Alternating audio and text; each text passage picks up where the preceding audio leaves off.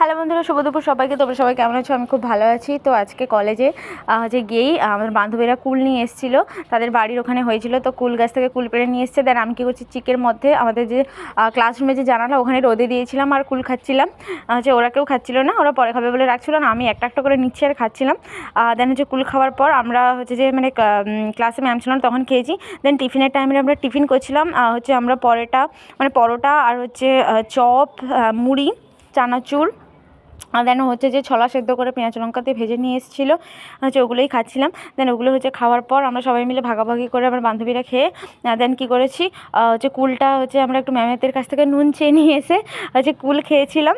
কুল খাওয়ার পর আমরা সবাই মিলে একটা দুটো করে খেয়েছি আর রেখে দিয়েছিলাম।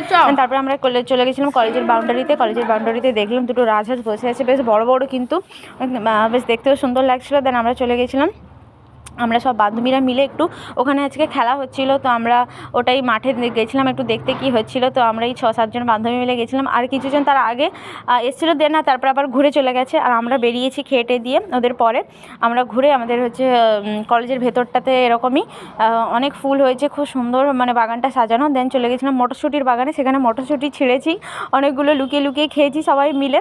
দেন গন্ধরাজে লেবুও নিয়েছি একটা অন্য জায়গা থেকে, আর এখানে সরষের বাগান, মটরশুঁটির গাছ, বিশাল বড় জায়গা। তো তারপরে কী করছে, ওরা নিয়ে ছুটে পালাচ্ছিল আর আমরাও নিয়ে অনেক খেয়েছি। তারপরে ছুটি হয়ে যেতে বাসের জন্য দাঁড়িয়েছিলাম, তারপরে রুমে চলে এসেছি।